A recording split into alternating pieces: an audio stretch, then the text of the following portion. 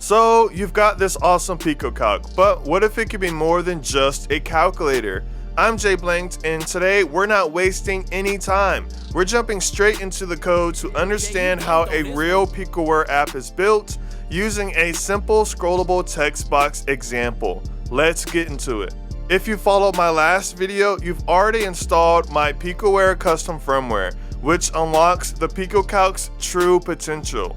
While the stock firmware is cool, Picoware lets us build real graphical user interfaces using micropython. Today, we're going to master a fundamental building block for countless apps, displaying and scrolling text. By understanding how a text-based app is built, you're learning the key to creating anything from a help guide to a custom info screen. And by the end, you'll understand the complete structure of a working Picoware app. Before we code, let's cover the prerequisites. Hardware-wise, all you need is your PicoCalc. For software, you must have the Picoware firmware installed. If you haven't done that yet, pause here and check out my first tutorial. We'll be using Picoware's built-in editor, so no computer is needed. And as always, the complete source code for this project is linked in the description below. Alright, let's get our environment ready. This will only take a second. When you turn on your PicoCalc with Picoware installed, you'll see a simple desktop interface. From this desktop, just hit the Enter key to open the app library. Now use the down arrow to scroll down and find the editor app, and then press Enter to open it. Before you can start coding, you need to create the file. Type in the file name, Picoware,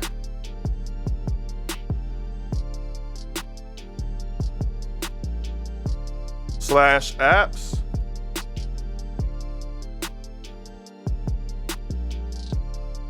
/textbox -simple.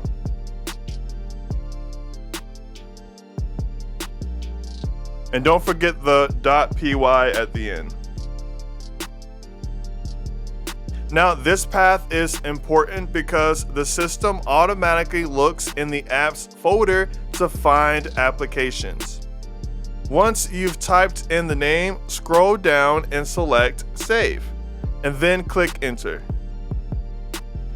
Now you're looking at a blank screen. Welcome to your new development environment. This is our canvas. Alright, let's build this thing. We're not just writing a script, we're creating a proper app with a defined structure.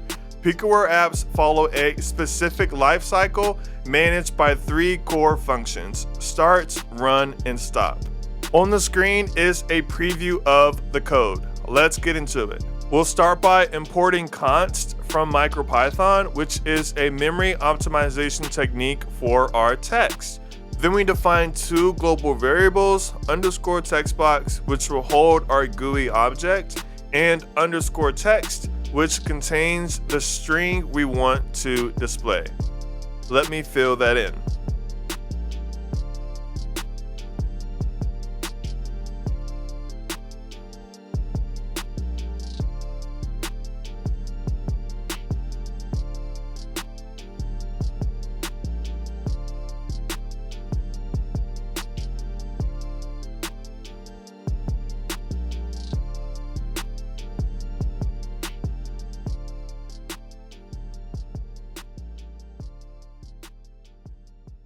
Now for the first part of the app life cycle, the start function.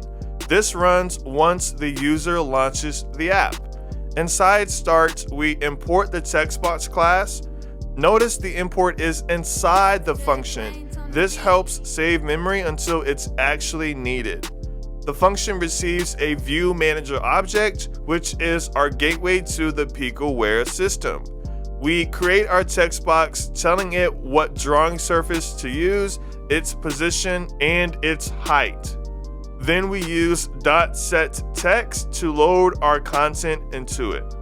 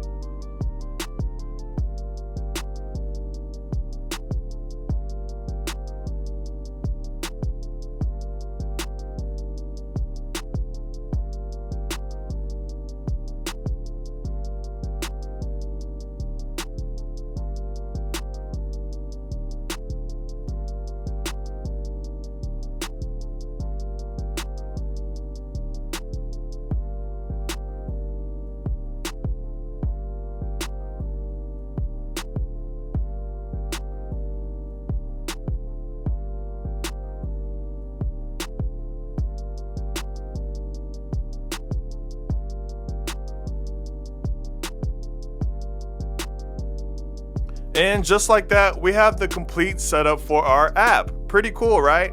We've just laid the entire foundation. If this is your kind of content and you want to see more advanced PicoCalc projects, do me a favor and hit that subscribe button. It's free for you, it really helps the channel, and you won't miss what's coming next. Alright, let's make this thing actually do something. Our app is set up, but it's static. It can't respond to button presses yet. For that, we need the run function. The Picoware system calls this function over and over in a loop, and it's where we handle all user input. Let's break it down. Inside run, we get the input manager and check the last button press. Then an if-elif block handles the logic. If the user presses button up or button down, we call the text box built-in scroll up or scroll down methods. And if they press button back, we'll tell the view manager to go back to the previous view, which exits our app. This is the core event loop of our application.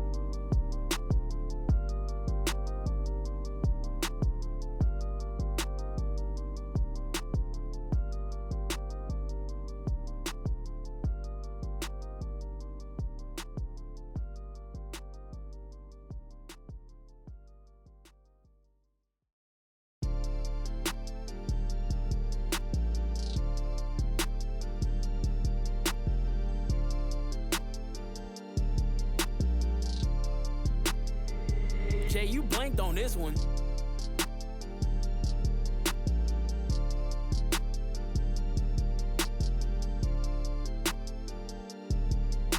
Finally, a good app cleans up after itself. The stop function is called when the app exits.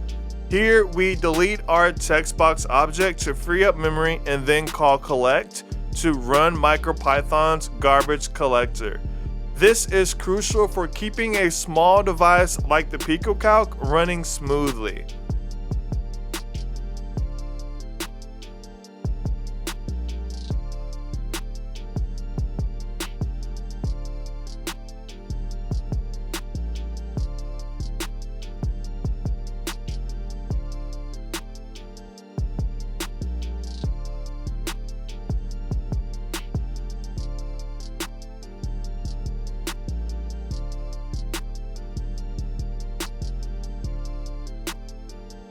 Now for the best part, let's see this thing in action. Once you finish typing all the code into the on-device editor, it's time to save and run it. To leave the editor, just hit the back key twice.